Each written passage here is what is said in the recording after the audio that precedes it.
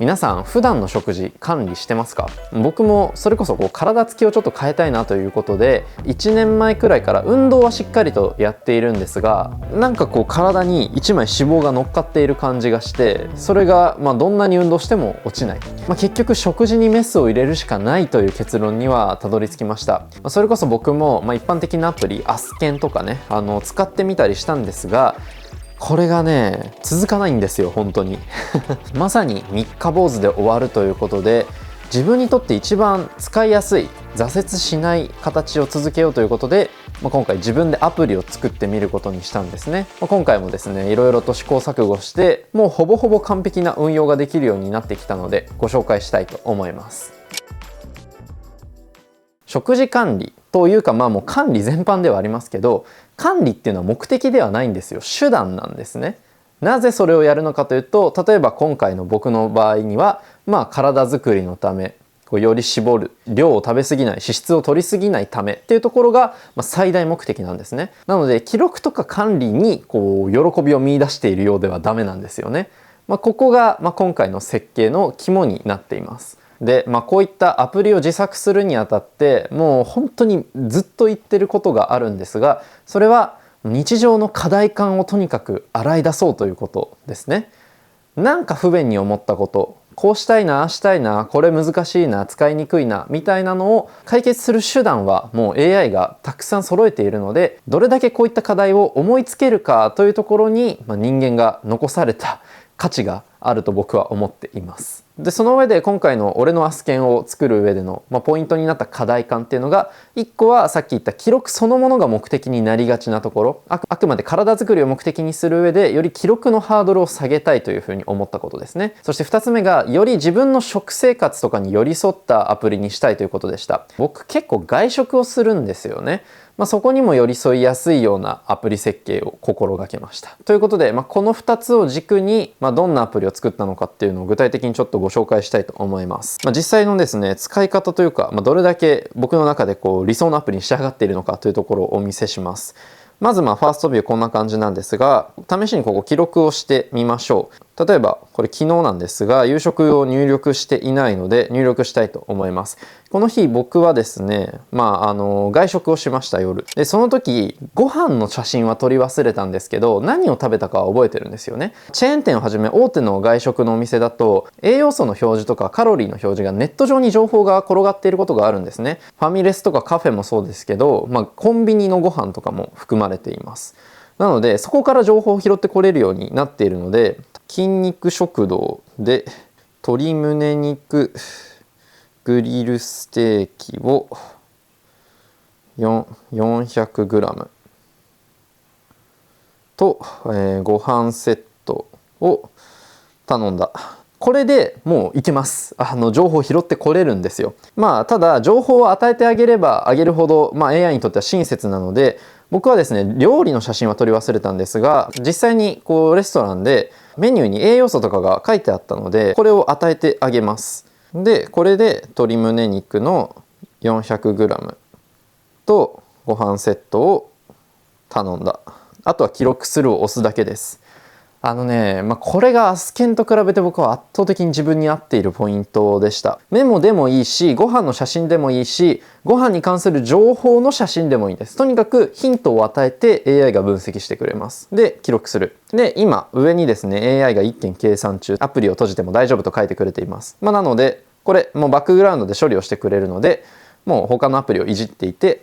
ちょっと時間が経ってからまた見直すとこれが反映されているので、好き勝手スマホをいじりましょう。その間に他の機能をちょっとご紹介したいと思います。入力にあたっては自分の方でテンプレートを設定しています。例えば僕朝食にはもうできるだけ栄養価の高いものを入れたスムージー、体調最高スムージーって言ってるんですけど、スムージーと、あとよく食べるのがヨーグルトですね。で今日の朝はこれを食べたので、もうこれチェックリスト入れるだけで記録ができます。同じように間食にはプロテインを入れているので、これも飲んだ日にはここチェックするだけで記録してくれます。もうこれは栄養素がすでにデータベース上に残っているので、記録するをした瞬間に反映されるんですね。このメニュー入れると本当に結構すぐ埋まるんですね。なので、これを見て自分に足りない分が何なのかっていうのを確認することができます。で上のインコはですねアドバイスをしてくれるインコです。オウムだっけ？オウムか。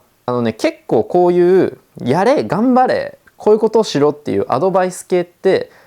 まあ大事なんですよ。アスケンにもお姉さんがねいろいろとこう「あ久しぶりですね」とか声かけてくれるじゃないですか。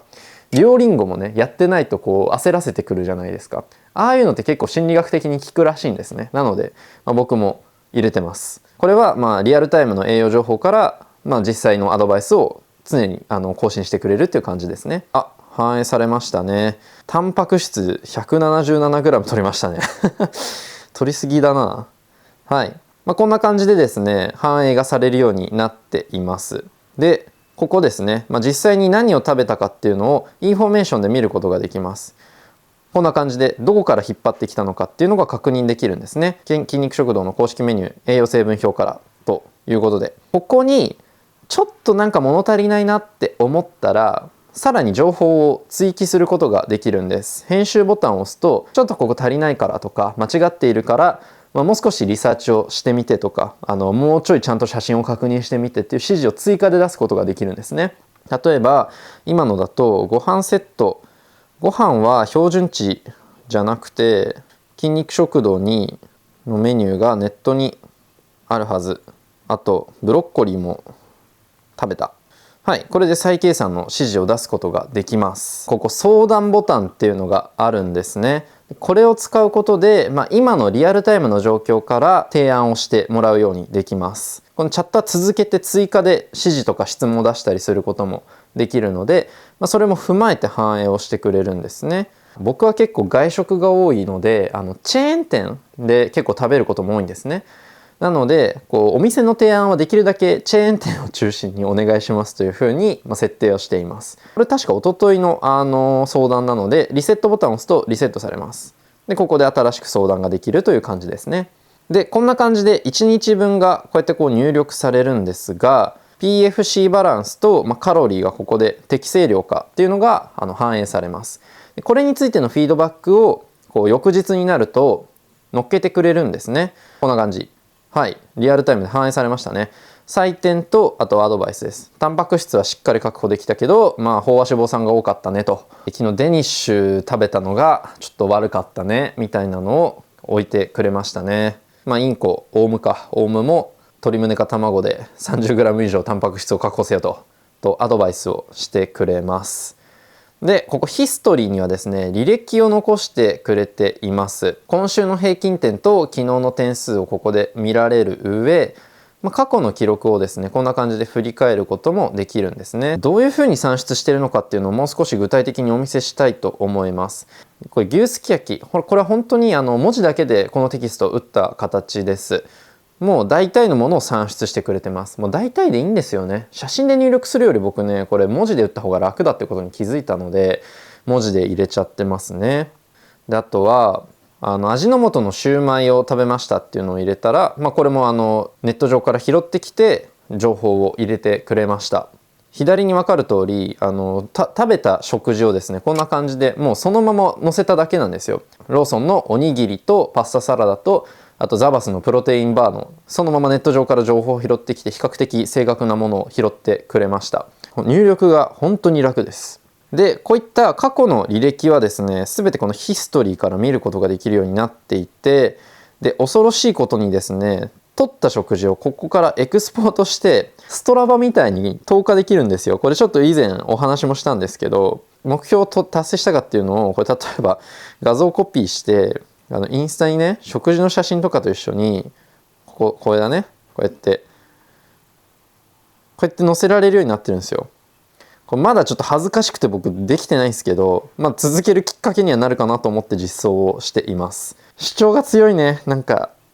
本当にマッチョな感じがしますね。そんな感じです。AI による分析をフル活用して、写真でも文章でも入力ができて、そして後から再編集もできてそれらのデータベースをもとに、今日何を食べるべきかっていう相談までできる。この辺が僕にとってはすごく役に立ちます。特に相談チャットはすごい便利ですね。特に食べたいものないのになんか下手なものを食べて脂質取った時すごい損した気分になるんですよ。今特に気分ない、何を食べてもいいからじゃあ健康なものを選びたいっていう時にすごく便利です。近くで、今食べるべき店とメニューをもう AI に聞いちゃうっていう感じですね。で逆に夜はここでちょっと今日はご飯会があるからカロリー過多になることは分かっているから昼どう抑えるべきかっていうのも聞ける。めちゃくちゃ便利です。じゃあもうそんなに言うならアスケンを超えたんですねと言われると、ちょっとそうはならないですね。というのも、アスケンが強いのはまず管理栄養士監修っていうところです。もうこれはアスケン自体も打っている通りで、僕はあくまで AI と相談しながらご飯を決めているだけで、